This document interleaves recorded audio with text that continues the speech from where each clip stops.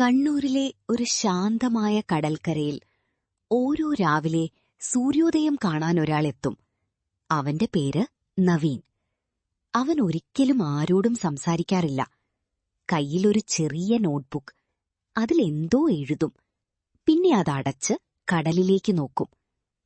അവൻ ഒരിക്കൽ ഗായകനാകാൻ ആഗ്രഹിച്ചു. പക്ഷേ ജീവിതം അവന്റെ സ്വപ്നം നിശബ്ദമാക്കി. ഒരു സംഭവം അവന്റെ ശബ്ദം തന്നെ കെടുത്തിയിരുന്നു.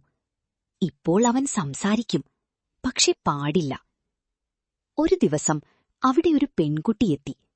അവളുടെ പേര് കീർത്തി. അവൾ ഒരു വീഡിയോ ക്രിയേറ്റർ. പ്രകൃതിയുടെ ശബ്ദങ്ങൾ റെക്കോർഡ് ചെയ്യാൻ അവൾ കടൽക്കരയിലെത്തി. നവീൻ നിശബ്ദമായി ഇരിക്കുന്നത് അവൾ ശ്രദ്ധിച്ചു. "നീ എന്താണ് എഴുതുന്നത്?" അവൾ ചോദിച്ചു. അവൻ ഒരു നിമിഷം മിണ്ടാതെ നിന്നു. പിന്നെ നോട്ട്ബുക്ക് അവൾക്ക് കൊടുത്തു. അവൾ വായിച്ചു. "ഞാൻ പാടാൻ കഴിയാത്ത പാട്ടുകൾ." കീർത്തിയുടെ കണ്ണുകൾ വിശാലമായി. "നിനക്ക് പാടാൻ കഴിയില്ലേ?" അവൻ തല കുനിച്ചു. അടുത്ത ദിവസങ്ങളിൽ കീർത്തി വീണ്ടും വീണ്ടും അവിടെ എത്തി.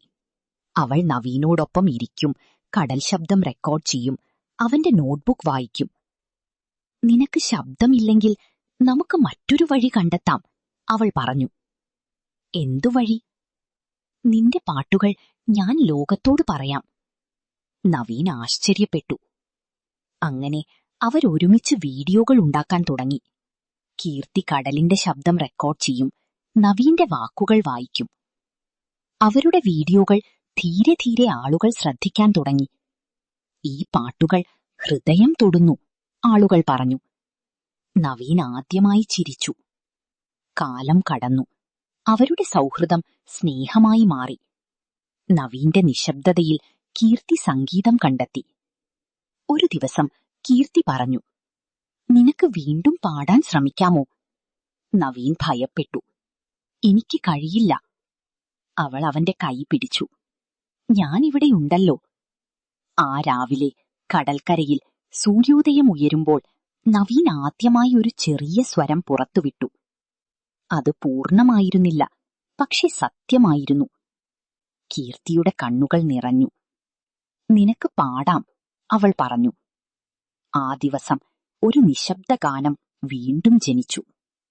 കാരണം ചില പ്രണയങ്ങൾ നമ്മുടെ നഷ്ടമായ ശബ്ദം തിരികെ ലഭ്യമാക്കും. തിരുവനന്തപുരം മുതൽ കോഴിക്കോട് വരെ പോകുന്ന ഒരു രാത്രി ബസിൽ ജനൽക്കരികിലെ സീറ്റിലിരുന്ന് പുറത്തേക്ക് നോക്കിക്കൊണ്ടിരുന്നു അനീഷ്. മഴ ചെറുതായി പെയ്യുകയായിരുന്നു. ബസിന്റെ ഗ്ലാസിൽ തുള്ളികൾ പതിക്കുമ്പോൾ അവന്റെ മനസ്സിൽ പഴയ ഓർമ്മകൾ ഒഴുകി. അവൻ ഒരിക്കൽ ഈ സെയിം യാത്ര മറ്റൊരാളോടൊപ്പം ചെയ്തിരുന്നു. അവളുടെ പേര് ഫർഹ. അവരൊരുമിച്ച് ഈ ബസ്സിലിരുന്ന് രാത്രിയുടെ നിശബ്ദതയിൽ ഒരുപാട് കാര്യങ്ങൾ സംസാരിച്ചു. "ഈ യാത്ര ഒരിക്കലും അവസാനിക്കാതിരുന്നാൽ എത്ര നല്ലത്," അവൾ പറഞ്ഞിരുന്നു. പക്ഷെ ജീവിതം ആ യാത്രയെ പകുതിയിൽ നിർത്തി. ഇപ്പോൾ വർഷങ്ങൾക്ക് ശേഷം അനീഷ് വീണ്ടും അതേ ബസ്സിൽ, അതേ സീറ്റ്. പക്ഷെ അവളില്ല. ബസ് ഒരു സ്റ്റോപ്പിൽ നിർത്തി. ആളുകൾ കയറുകയും ഇറങ്ങുകയും ചെയ്തു. അപ്പോൾ ഒരു പെൺകുട്ടി അവന്റെ അടുത്തേക്ക് വന്നു. "ഇവിടെ ആരെങ്കിലും ഇരിക്കുന്നുണ്ടോ?" അവൻ തല കുനിച്ചു.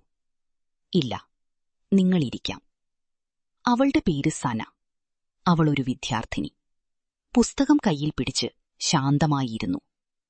"നീ എപ്പോഴും ഇങ്ങനെ മിണ്ടാതെ ഇരിക്കാറുണ്ടോ?" അവൾ കുറച്ചുനേരം കഴിഞ്ഞു ചോദിച്ചു. അനീഷ് ചിരിച്ചു. "ചില യാത്രകൾ നമ്മളെ മിണ്ടാതാക്കും." സന അവനെ നോക്കി. "അതൊരു കഥ പോലെ തോന്നുന്നു." അവൻ ജനലിലേക്ക് നോക്കി. "അതെ, ഒരു പൂർത്തിയാകാത്ത കഥ." മഴ ശക്തമായി. ബസ്സിനുള്ളിൽ ശാന്തത. അവർ പതിയെ സംസാരിക്കാൻ തുടങ്ങി. അനീഷ് തന്റെ പഴയ ഓർമ്മകൾ പങ്കുവച്ചു. സന ശ്രദ്ധയോടെ കേട്ടു. "നീ ഇപ്പോഴും അവളെ ഓർക്കുന്നുണ്ടോ?" അവൾ ചോദിച്ചു. അവൻ മൃദുവായി പറഞ്ഞു, "ഓർമ്മകൾ പോകുന്നില്ല, നമ്മളാണ് മുന്നോട്ടു പോകുന്നത്." സന ഒന്നും പറഞ്ഞില്ല. പക്ഷെ അവളുടെ കണ്ണുകളിൽ കരുതലുണ്ടായിരുന്നു. കാലം കടന്നു. ബസ് യാത്ര നീണ്ടു. അവർ തമ്മിൽ അടുത്തായി. ഒരു സമയം സന പറഞ്ഞു, "നിനക്ക് വീണ്ടും സന്തോഷത്തോടെ യാത്ര ചെയ്യാൻ കഴിയും." അനീഷ് അവളെ നോക്കി. അതിനാരെങ്കിലും കൂടെയുണ്ടാകണം. സന ചിരിച്ചു. അപ്പോൾ ഞാൻ കൂടെയുണ്ടല്ലോ. ആ രാത്രി മഴയും യാത്രയും ഒരുമിച്ചൊരു പുതിയ കഥ എഴുതി. ബസ് കോഴിക്കോടെത്തി. അവരിറങ്ങി. ഇതവസാനമാണോ? അനീഷ് ചോദിച്ചു. സന പറഞ്ഞു, ഇല്ല, ഇത് മറ്റൊരു യാത്രയുടെ തുടക്കമാണ്. ആ ദിവസം ഒരു പഴയ ഓർമ്മ നിറഞ്ഞ യാത്ര ഒരു പുതിയ പ്രണയമായി മാറി. കാരണം ചില യാത്രകൾ നമ്മൾ നഷ്ടപ്പെട്ടത് തിരികെ നൽകാനല്ല, പുതിയത് സമ്മാനിക്കാനാണ്.